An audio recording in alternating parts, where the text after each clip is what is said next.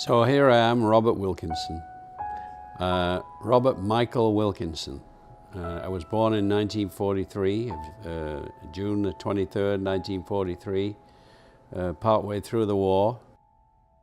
My mother was Katie Wilkinson, and my father was Richard Leslie Wilkinson. Everybody knew him as Leslie Wilkinson.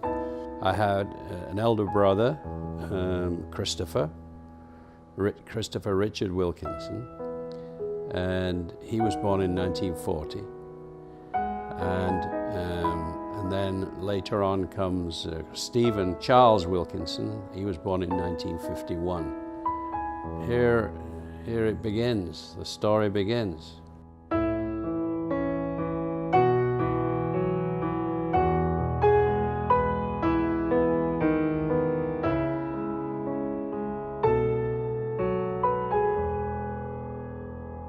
My mother and father met actually in 1935 or 1936, something like that. My dad was a university student, Leeds University student, and my mother was working as a telephonist. She left school early, and because in those days, where she came from, all of the rest of the family and the other families all went in to work in the mill, the woolen mill. But my mother, who was the youngest of the family of 8, by the time it got to her, there was an opportunity for her to change direction. Instead of going to the mill, she went to work in an office of a pharmaceutical company. And first of all, she started as a young girl, probably 15 years old, something like that, or 16 years old, as a telephonist, pulling the plugs in those days. My father, being a university student, he was interested in amateur theatricals and musicals. So he joined Rawdon Amateur Dramatic Society. He came from Rawdon. My mother came from Yeadon, which was the next town, and she joined the Yeadon Amateur Dramatic Society.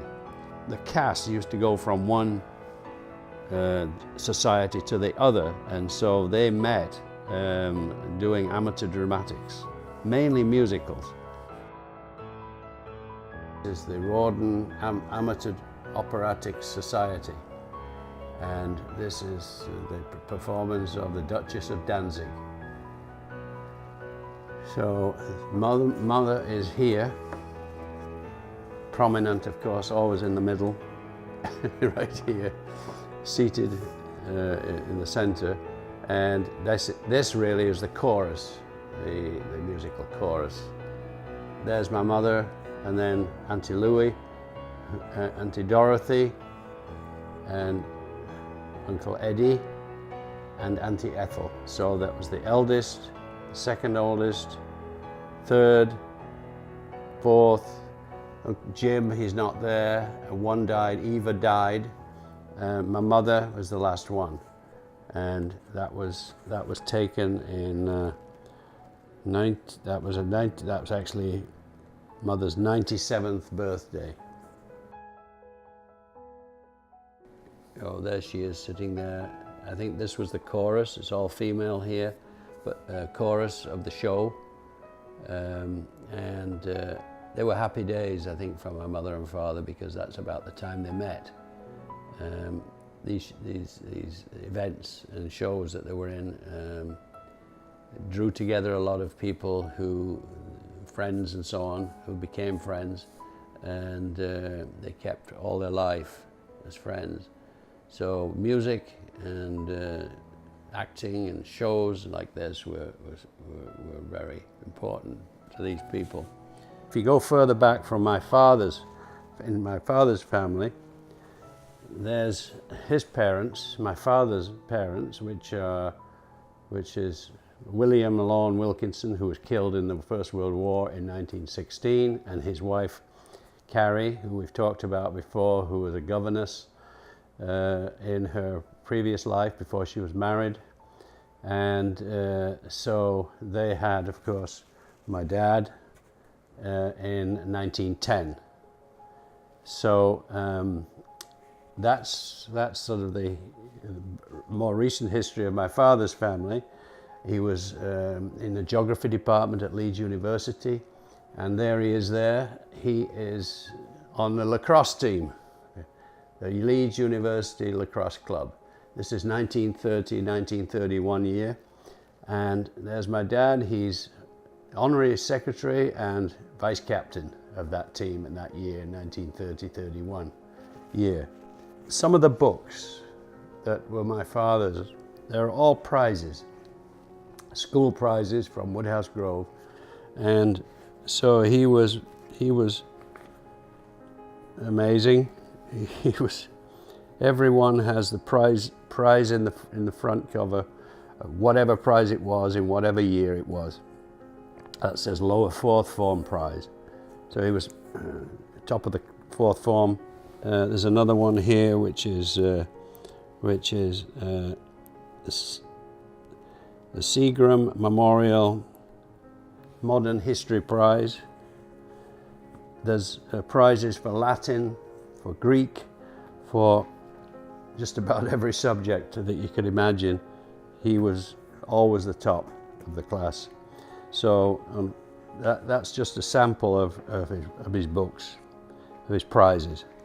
I always wish I'd been as good at everything as he was, but and he seemed to be well liked as well. He wasn't just, I mean, he was brainy, but he wasn't treated as such.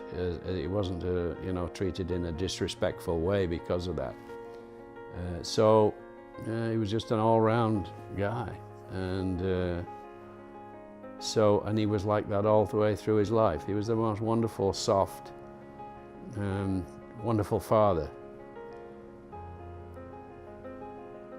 The next thing, of course, that comes up, of course, is, okay, what are you going to do after that school, Woodhouse Grove, when he goes away?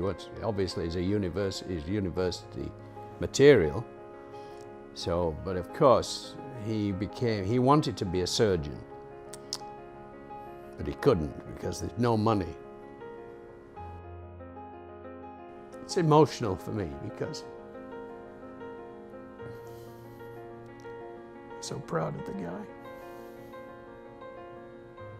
He left university, and of course, he became a teacher, a geography teacher, but no sooner had he qualified as a geography teacher than the Second World War comes. For the Second World War, and he started off as a lieutenant. I think I've talked about this before, but he started as a lieutenant and he went all the way through from 1939 to 1946 when he was demobbed. He came home as a lieutenant colonel from the last year and a half was in India and Burma and Ceylon at the time, now called Sri Lanka. So he was with Southeast Asia Command, and which was based in Kandy in Ceylon, but he visited Rangoon and of course Delhi and Calcutta, and I have letters that he wrote to my mother back in England during the war at that time, describing some of those experiences. And I think because his subject was geography, he loved it really. I think it was the war, but he loved the ability to be able to see these different places that he'd studied, and he always talked about how important that was in his life. I am the keeper of a couple of items that belonged to my father in the army. There's his Sam Browne, which he wore when he was major, and it's still in perfect condition, and also his binoculars that he brought home. He did have a gun that he brought home, but when I was too interested in the gun, he decided to turn it in. I kept going to the drawer where he kept the gun. I found it in a drawer somewhere, and I kept going there and looking at it. And I don't know, probably didn't pick it up, but I was looking at it. In those days, having a gun was as a child, was a big deal. So they decided, because I was too interested in it, that they would turn it in. Traumatic times occurred because my brother, Christopher, firstborn, picked up a disease which they said would come home on my dad's uniform. It was called encephalitis, or encephalitis, some people pronounce it. And so he got very, very high fever. He had a temperature of 107. And, you know, because medical knowledge in those days was not so advanced, it damaged his brain. So it was a big problem. Middle of the war, Mum has a new baby. She's got this other child with a huge problem, and so talk about stress. I mean, they were stressed out very much because the war was going badly at that time, and so my mother was really very demoralized, I would say, by that whole episode. 1949, actually, Christopher had gone into a home, what they called in those days a mental institution, because Mum just couldn't have Stephen, and it was too much for her to handle, so he went into a home. So there was the two of us at home, two children, and he stayed in that home, interestingly enough, for a long time. He was 21 before he died in 1961. But we used to go visit him every week. As young children, we were not allowed to go in, but then as we got a bit older, we were allowed to go in and see him. But he was pretty badly handicapped as a child. And so that was another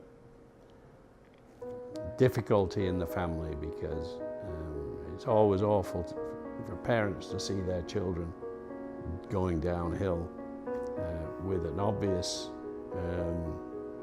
short lifespan coming. So there was a traumatic time, really. So what I have here is an Ordnance Survey map dated 1851 of the area that we grew up in, which was Rawdon, Yeadon. Rawdon, my father family came from. Yeadon, my mother's family came from. They're very close to each other. The River Aire runs all the way through the bottom of the map here, but it shows a lot of detail in that time of almost the streets where the family all lived and grew up. And so it's nice to have this, because it did belong to my father, and I think the date, it's dated 1851, but it belonged to my father, and it looks like it was purchased in 1940, June 1940. So he kept that and I passed it down, of course. I happened to get it, and when he died. But because I was also very interested in geography, as he was, and this was sort of the local history, you might say, is all shown on this Ordnance Survey map, because it shows the old coal pits and the coal mines, and the big houses that belonged to the wealthy wool brokers who worked out in Bradford. Bradford was the center of the woolen trade of the world, and at that time, until later in the 40s when it changed and they moved to India. And so it's quite an interesting piece of memorabilia. In Yorkshire, we have a national anthem. And because I went to school in Ilkley, which is a town, actually a Roman town, next to Ilkley Moor, this is written about Ilkley Moor. It's the national anthem of Yorkshire. On Ilkley Moor, on Ilkley Moor Bartat, on Ilkley Moor Bartat, on Ilkley Moor Bartat, where as the Vincent I saw thee. On Ilkley Moor Bartat, where as the Vincent I saw thee. Where as the Vincent I saw thee. On Ilkley Moor Bartat, on Ilkley Moor Bartat, on Ilkley Moor Bartat. And then you've been eaten by the worms, right? And then the ducks come and eat the worms, etc. Eventually you come back to the beginning again. So that's the national anthem, and it's famous. Everybody knows that. Everybody who's been in Yorkshire, and even people in the rest of England, know this. A lot of them know this. They don't know all the words, and they can't understand the words because of the accents and because this is Old Yorkshire. Part of this is like Viking, the way the Vikings spoke. And we used to say we're 100% Anglo-Saxon with a dash of Viking. And York was once a very, it's called Jorvik, which was a Viking, it became a Viking town, and there's still the remains of a Viking town there in York.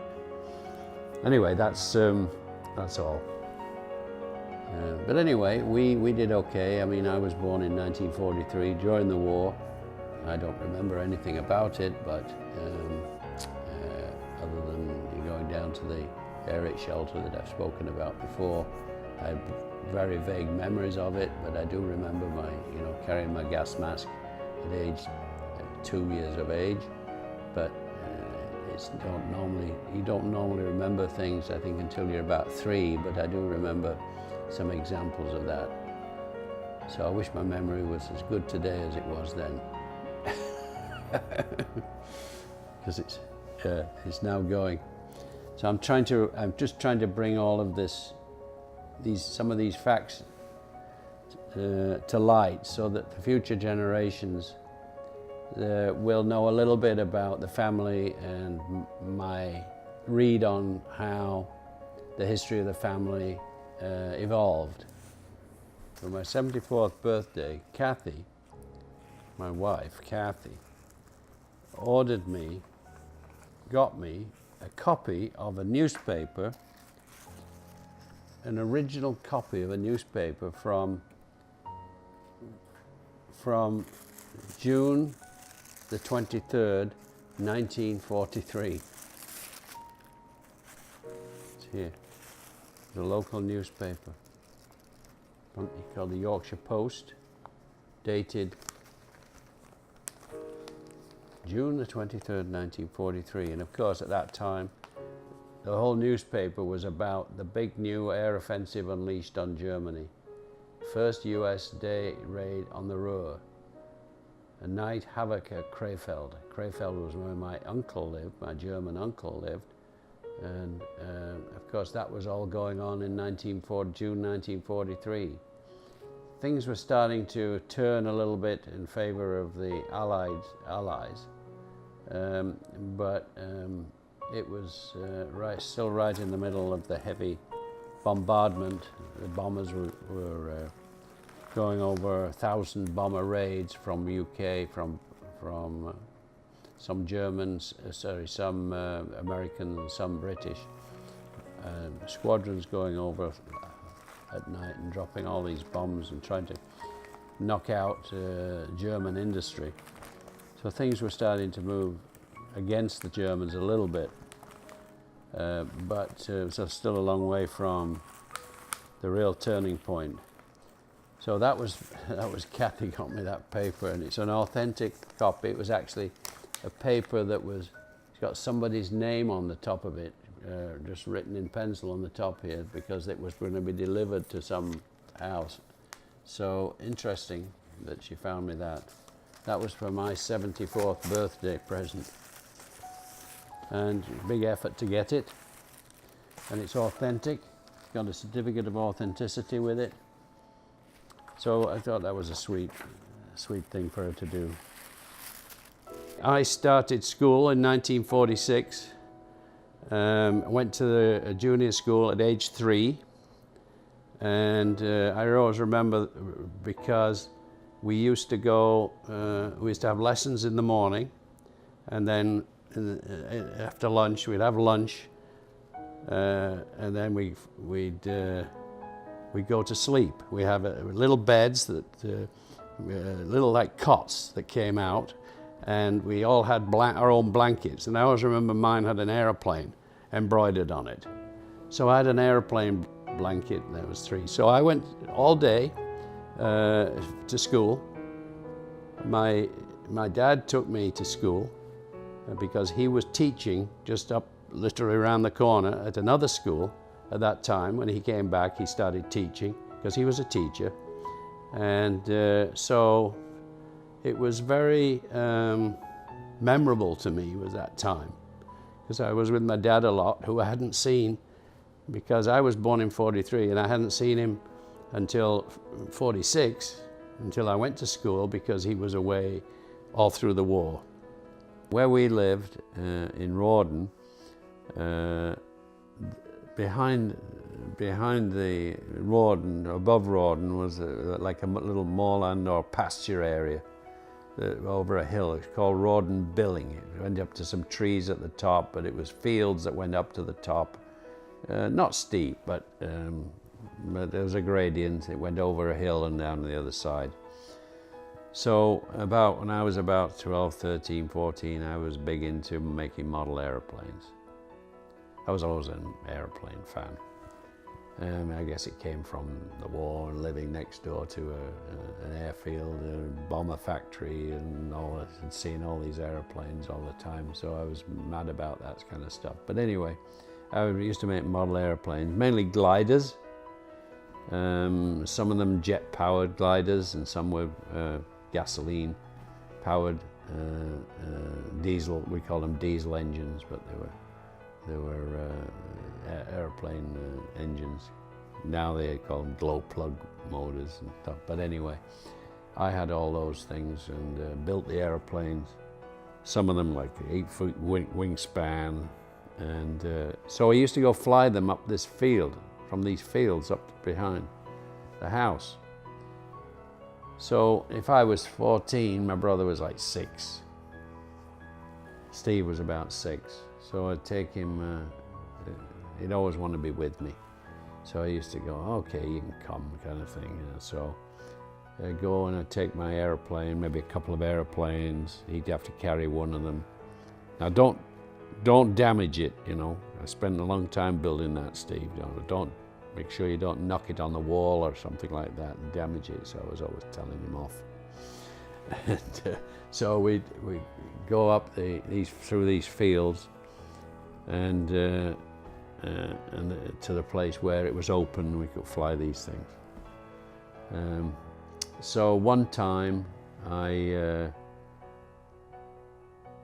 we got up there and everything was going. Anyway, I realized that I'd forgotten something at home. I couldn't start the engine because I'd forgotten the fuel. So I said to Steve, okay, I'm going to sit you in the corner of this field. There's cows here wandering around, but don't worry about it. They won't come too close to you. They won't hurt you. So I said, you okay? Yeah, I'm okay. Yeah, I'm okay.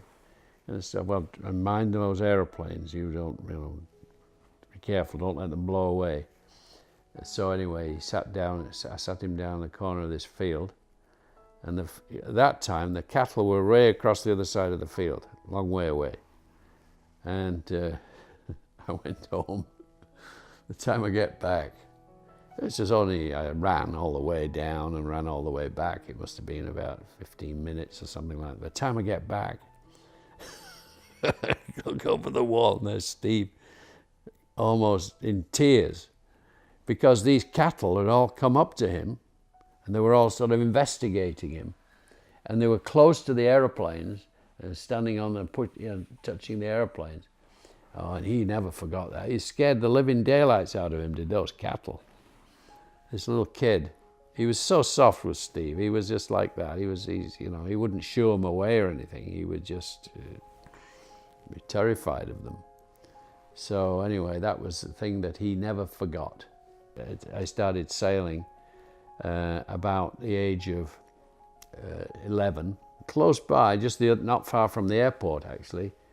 So let's say 2.5 miles away, there was this big lake. A glorified pond, but anyway, it always seemed big to us, but it was a lake. It was 1 mile to walk around it. So not very big, but not by Canadian standards, that's for sure. But anyway, that's where we sailed, and we had these small boats with sailboats, and we raced them. And so I got my first boat I used to crew for somebody initially until I learned to sail. That would be around about 13, about the same age as this incident with the airplanes happened, the model airplane happened. And then I got my first boat. My mother and father helped me buy my first boat. It was an older boat, but anyway. So Steve became my crew. This kid who wanted to be with me all the time.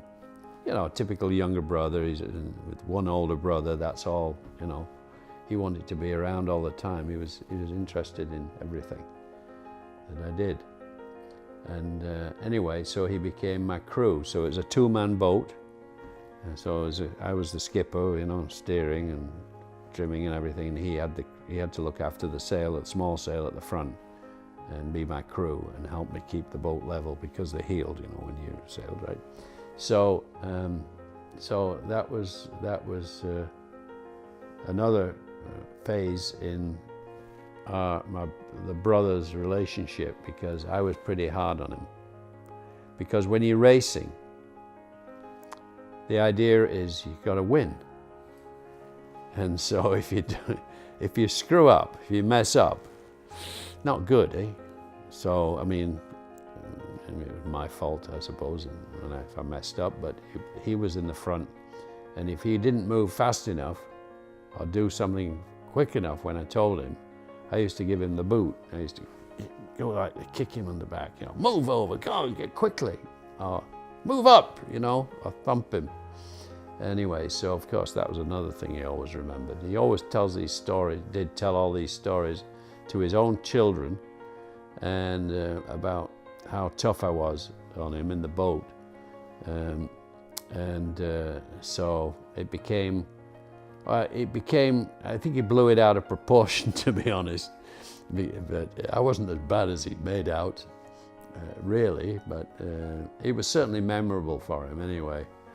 And he told his own children, his 2 children, a girl, Claire, and a son, Richard. And Richard really made a big deal, even today. He's 30, early 30s. And even today he makes a big deal out of the fact that I mistreated his father in the boat. But anyway, and then he picked up sailing. When I came to Canada, I got on a different boat before I came to Canada, and then he inherited my boat, and he carried on sailing basically all his life. So he carried on the tradition, and he was competitive too, and he was tough on his crew too. So all trained into him by me, I guess. My fault, always my fault. When I visited my grandma, we used to call the street was called Southview Terrace.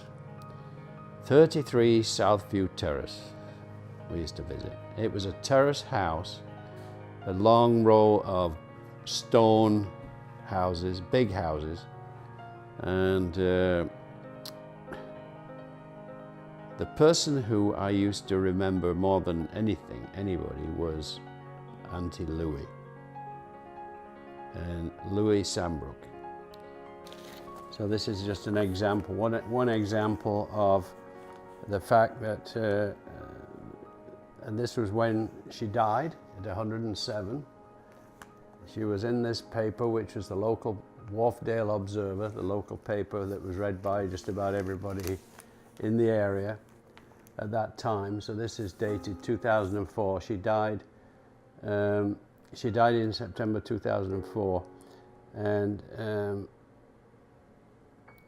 there were many accolades. She just had so many, she had so much interest in her life because she was a loving spinster, but she loved children. She used to go around the schools talking about living in the old days, and the children always found her fascinating because she was only 4'9". She was small, so she was not intimidating as a person with children, so they seemed to warm to her. But she also had this warm and chatty and interesting way of communicating with children. And she always used to have a lot of fun with us. We used to play cards, and she just took a lot of time over us and enjoyed it. And I say, we just loved the woman. And a little bit later on, when my brother was a little bit older, he used to come too, and we both loved Auntie Louie so much. Can you remember the best Christmas present that you received? Oh, a lovely doll. A lovely doll. Yeah, lovely. A lovely doll. We got a bit better because Father was out of work, and the vicar left 1 shilling for the choir boys to go and gather holly. And so the father was out of work, so he must have kept the shilling. He went and got the holly. Well, a bit mean of him, wasn't it?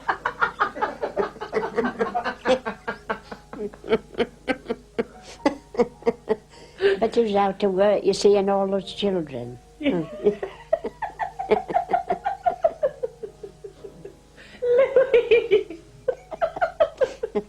You're brilliant. Hey. You're excellent. And as it turned out, in later life, she became a very, very big character in the community.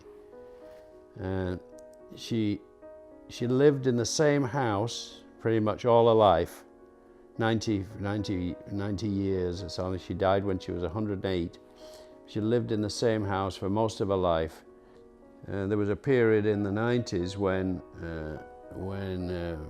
break-ins in Britain, crime because of drug problems and so on, became very, very serious. And her house was broken into several times by some very distasteful people. So she became quite famous because she didn't take no nonsense from anybody. And she found people, men, always men of course, in her house, breaking in, trying to steal stuff, and she would go after them. She wouldn't, shrivel up. She would go right after them. And so there's a famous picture of her with a broom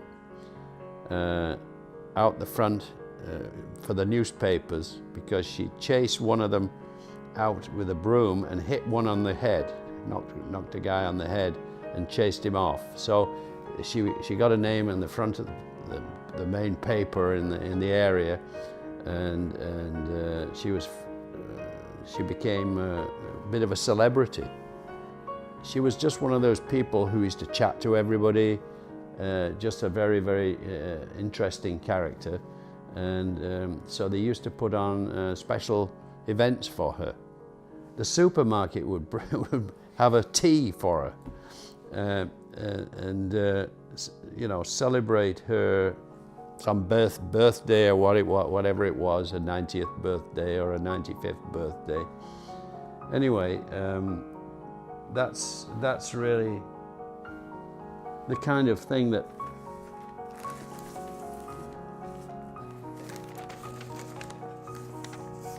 there she is, Louie.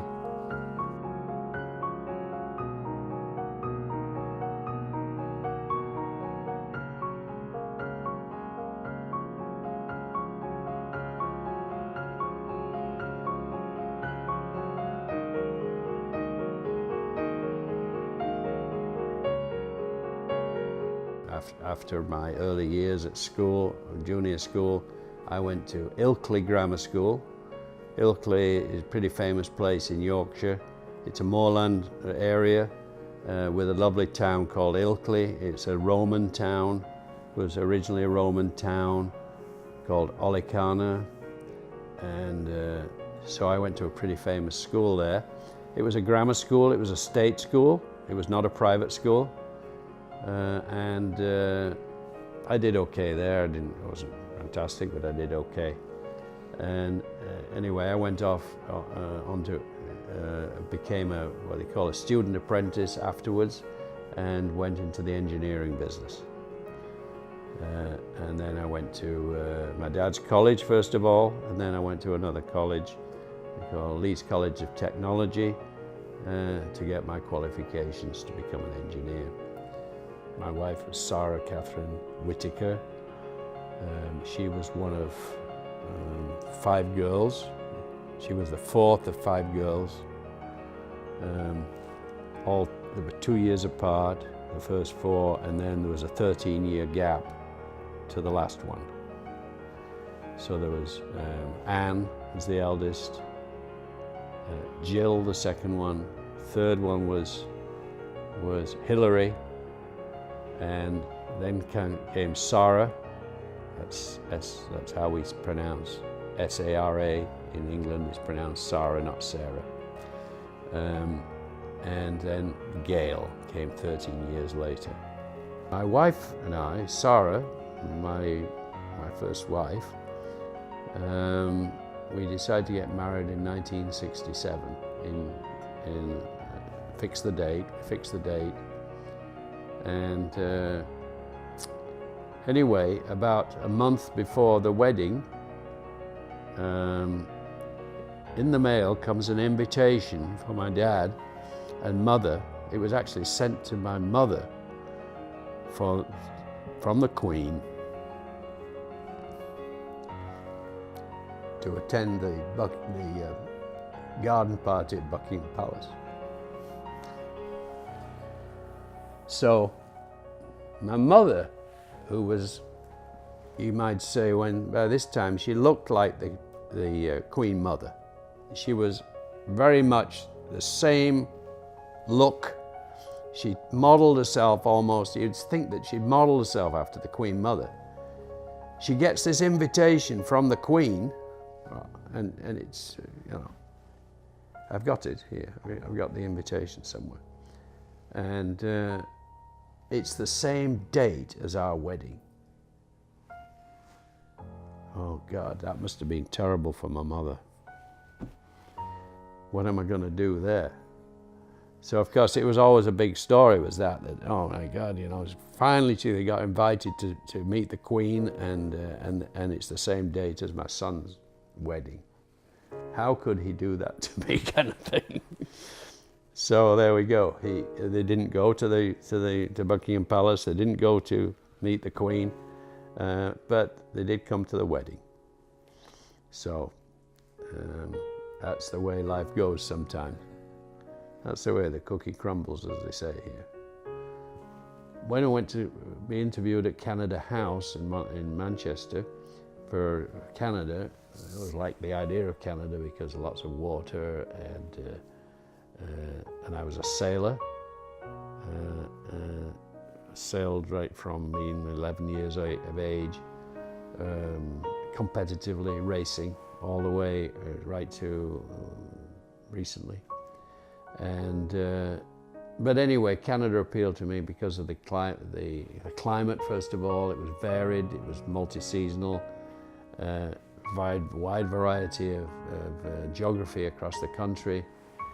And interestingly enough, I quite liked the idea that it was partly French. Even though I didn't speak good French, I had school French, that's all. My wife too, and so when we went to Canada House, we were offered, because I was an engineer, I was the limiting factor. So I was offered, and therefore my wife was offered, because she was in the medical business, she could have gone anywhere. I was offered Quebec, Montreal, Windsor, or Toronto. So we picked Toronto. In those days, you were told where you could go. Anyway, we emigrated here in 1968 and never looked back. October 68, we came by ship. We came on one of the last voyages of the Empress of Canada from Liverpool via Greenock in Scotland. Stopped there and came straight over, we came across so October, there were the October gales blowing. So we were at half speed, halfway across the Atlantic. It was blowing huge winds, huge waves. I was sick as a dog. And anyway, we managed to arrive in, I can always remember arriving off the coast of Newfoundland, right where the Straits of Belle Isle meet the Labrador coast. We came right through the straits there, and by the time we got there, the storm had gone, and we realized, so this was October, late October.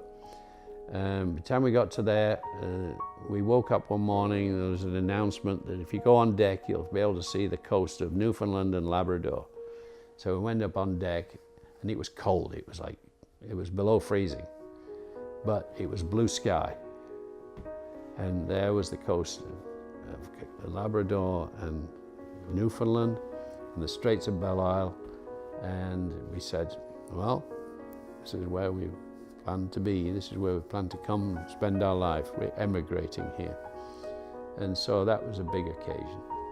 Anyway, so I've got this lovely history of photographs and books and information about past generations on the Wilkinson side, and so I just want to share this with you, and hope that you will continue to do that through the generations as you grow older, and you'll see the importance of trying to put this into the record so that it doesn't get lost, because often one finds that if it's too late sometimes, because you can't remember. My wife right now is going through her grandfather's history, and there's so many missing links in there that it's almost impossible, even with the modern Ancestry.com and all that information that's available. Even then, it's very difficult to connect everything together. It's almost impossible. She's struggling really a lot to do that. So hopefully a little bit of information here will help to keep that whole story connected, the Wilkinson family story connected. And so I'm sort of excited about that.